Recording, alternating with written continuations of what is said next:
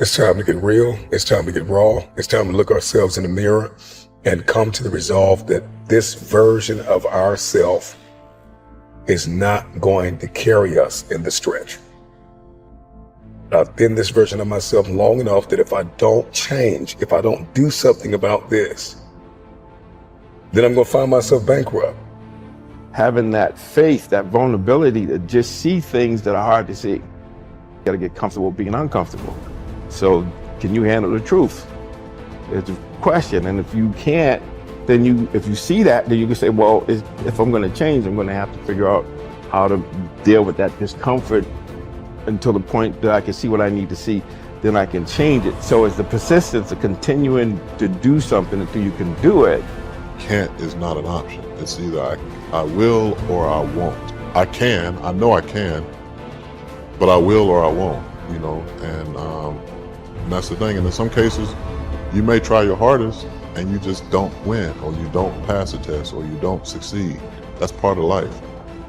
Understanding it's going to take hard work, discipline, and learning how to work with other people in order to get to the next level. There's not other people that aren't holding you back. Your boss isn't holding you back. Your parents aren't holding you back. Those are excuses. To me, there's no such thing as luck, okay? All luck is preparation meeting opportunity. Plain and simple.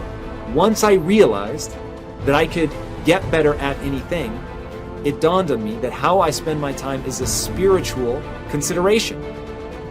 And I didn't want to die with potential that I failed to turn into skill set. That, to me, that speaks to me.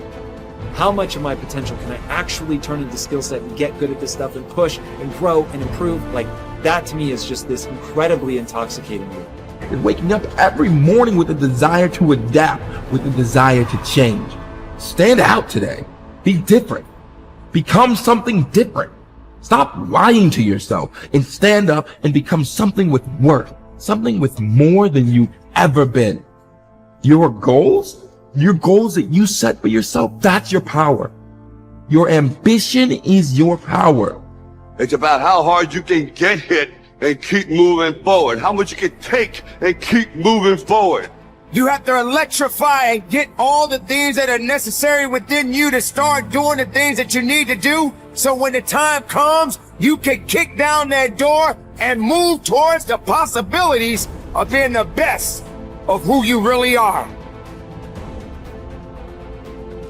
Learning how to concentrate, learning how to focus in, deciding that you're going to focus to develop your skills. You'll be surprised of the ideas that will come to you, of the people that you'll be able to attract, of the opportunities that you'll be able to see. You'll begin to see things that have been standing there looking you in the face saying, I can't believe this has been here all this time. There are so many people in the world and you know, you may be watching this right now, and you have these incredible ideas, and what you think is missing is motivation. And that's not true. Because the way that our minds are wired, and the fact about human beings, is that we are not designed to do things that are uncomfortable or scary or difficult. Our brains are designed to protect us from those things, because our brains are trying to keep us alive. And in order to change, in order to build a business, in order to be the best parent, the best spouse, to do all those things that you know you want to do with your life, with your work, with your dreams, you're going to have to do things that are difficult, uncertain, or scary, which sets up this problem for all of us. You're never going to feel like it. Why is it so hard to do the little things that would improve my life? Waking up and realizing that I'm never going to feel like doing the things that are tough or difficult or uncertain or scary or new, so I need to stop waiting until I feel like it. And number two, I am one decision away from a totally different marriage, a totally different life, a totally different job, a totally different income. Whatever you don't use, you lose. Lack of use causes loss. On this planet. Maybe not the next one, but on this one. If you tie your arm to your body, leave it there long enough, you'll never use it again. It's over. For the arm. Now, it may not be over, but it's over for the arm. The only way to keep the use of this arm is what? Keep using it. If you quit, you lose. Automatically. They don't bring it up for a vote. You lose automatically when you quit. Now, the same thing that goes for your arm goes for your brain, mentality. The same thing goes for all the human virtues. Ambition, unused, decline. Strong feelings, unused, diminish. It doesn't grow, it diminishes. Faith, unused, decreases. It's a law. Vitality, unused, diminishes. Energy, unused, decreases. The guy says, well, I'm going to save up my energy. You can't do that. That's like trying to save today, put it on the end of the year. See, you can't do that. They'll come take you away. If you don't use today, what? It's lost. The guy says, well, I'll work twice as hard tomorrow to make up for it. See, that's foolish. You could have done that anyway. Today unused is lost. A talent unused is lost. An ability unused is lost. So here's one of the key expressions of the evening. Take a new inventory of yourself. Starting tomorrow, new project. Take a new inventory. And make sure that all of your talent and ability and mentality and ingenuity and vitality and strong feelings, faith, courage, make sure that all you've got is being used. Otherwise, you lose.